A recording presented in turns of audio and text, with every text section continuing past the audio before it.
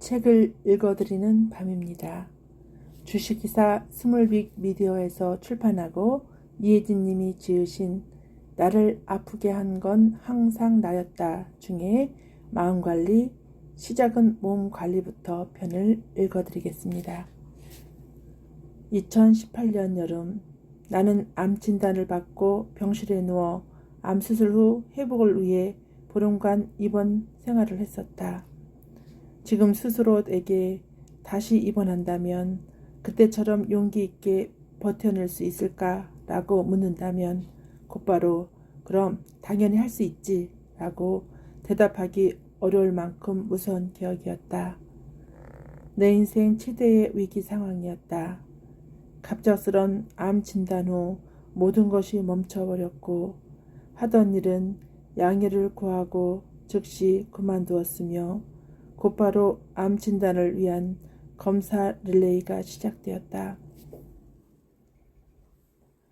곧 암 판정을 받았고 보름 안에 진단과 수술이 모두 끝났다. 몸의 가장 큰 독소 덩어리는 수술로 제거됐지만 마음의 독소 덩어리는 내 스스로 제거해야 했다. 나의 욕심으로 안 되는 일을 붙잡고 있었던 것이 너무나도 큰 스트레스로 자리 잡아 내 몸도 마음도 썩어가고 있었다는 것을 그제야 인정했다. 스트레스는 더 이상 몸이 감당할 수 없을 정도로 나를 아프게 만들었고 나를 망가뜨리는 행동을 당장 멈추지 않으면 나는 내 목숨을 잃을지도 몰랐다. 그래서 멈추기로 했다. 죽음을 코앞에 두고. 시간이 흐른 지금 내 몸에는 아직 수술 자국이 남아있지만 언젠가 이 자국이 몸에서 없어지더라도 이 수술로 인해 내가 알게 된 인생의 교훈은 내 마음에 반영되어 매일 조금씩 더 성숙한 나를 만들어가게 될 것이다. 삶에서 일어나는 모든 일들이 나에게 자산이 될 수 있다고 믿는다. 그것을 어떻게 해석해서 내 삶에 반영할 것인가? 그래서 나는 또 어떠한 모습으로 변화할 것인가? 그 방향키는 다른 누가 아닌 바로 내가 가지고 있다. 몸속 호르몬이 변화하면 나의 뇌는 이미 내가 변하고 있다는 것을 알아챈다. 그동안 나를 천대하고 하대하고 뒷순위로 밀었던 습관은 언제든 나의 자유의지로 바꿀 수 있는 영역이라는 의미다. 거창한 것은 필요 없다. 무리하면 오히려 해가 된다. 하루 5분 근력 운동이나 스트레칭이면 충분하다. 조금 더 익숙해지면 20분, 40분, 60분 정도 하는 운동도 할 만해진다. 그러다 어느 날은 좀 뛰고 싶어지기도 한다. 그러면 줄넘기를 하다 20분이 후딱 지나가기도 하는 날도 온다. 그렇게 내 몸의 온도를 조금씩 높이다 보면 자연스럽게 나 스스로를 아껴주는 마음이 드러나기 시작한다. 지금까지 방치한 나의 몸과 그런 나를 원망하던 나의 마음이 서로 화해하기 시작한다. 그렇게 나의 몸과 마음은 서로 연결된다. 무력할 때일수록 움직여라.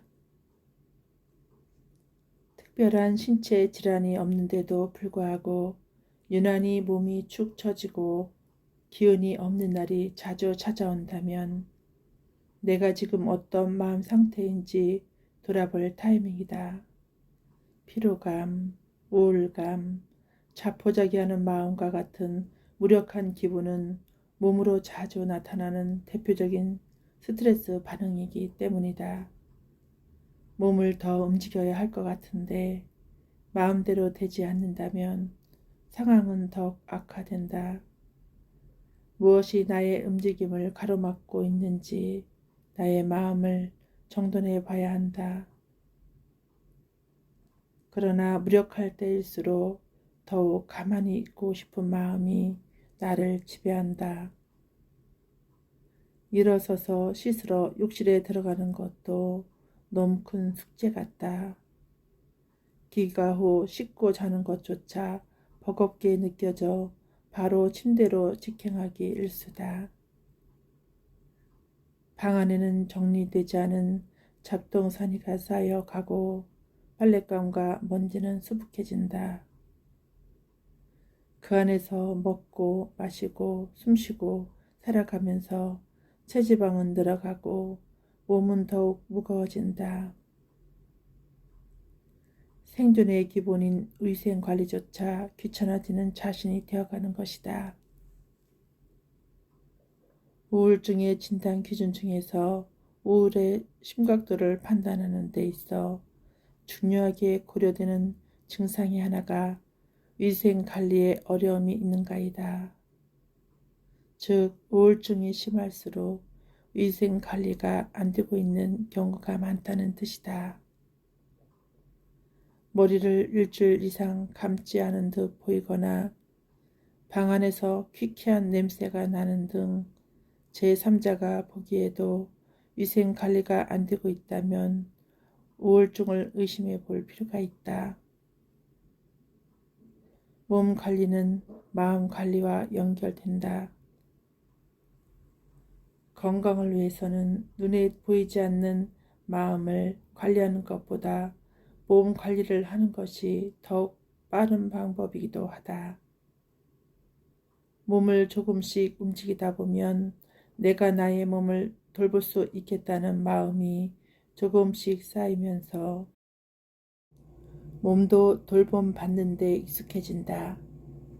마음의 힘이 자연스럽게 몸에 스며들게 되는 것이다. 예를 들어 하루 5분의 스트레칭을 매일 반복하면 몸 쓰는 경험이 축적되어 내가 몸을 쓸 줄 아는 사람이라는 자기의 효능감이 느껴진다. 나의 뇌도 이를 인지하기 시작한다. 지금 이 책을 읽고 있다면 자신을 챙기고 싶은 마음이 내 안에 있다는 증거다. 내 몸을 챙기는 것이 내 마음, 더 나아가 나 자신을 돌보는 일이라는 사실만큼은 잊지 않고 오늘을 살아보자. 패스트푸드나 인스턴트 음식, 자극적인 맛의 배달 음식과 온갖 달콤함을 즉각적으로 선사하는 디저트가 유혹해 오더라도 이제부터는 그것에 저항하자. 단박에 끊기는 어렵다. 일주일에 7번을 5번으로, 5번을 3번으로 조금씩 줄여가는 것부터 시작하자. 당장의 쾌락도 필요할 때가 있으나 긴 안목으로 보면 자신을 돌보는 것이 더 중요하다. 습관처럼 배달 어플을 누르는 나에게 의식적으로 이렇게 자문해보자. 뭘 먹어야 내 마음도 든든해질까?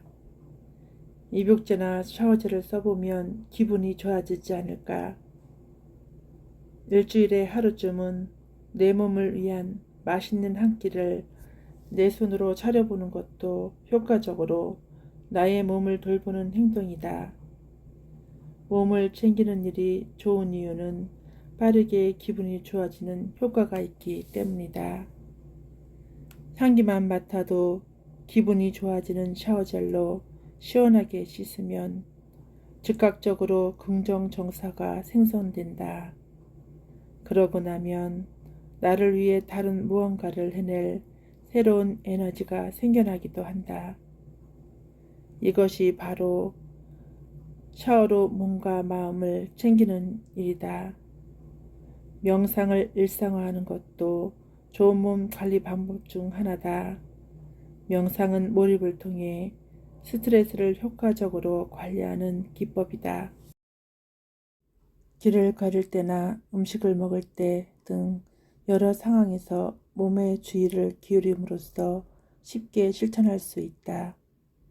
이 활동을 통해 몸과 마음은 자연스럽게 연결된다.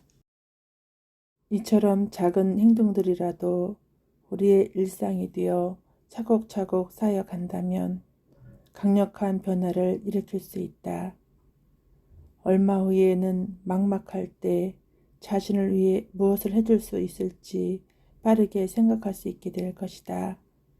그렇게 나를 챙기는 일이 일상의 우선순위가 되어갈수록 내가 나를 보며 흐뭇해지는 날들이 점점 자주 찾아온다.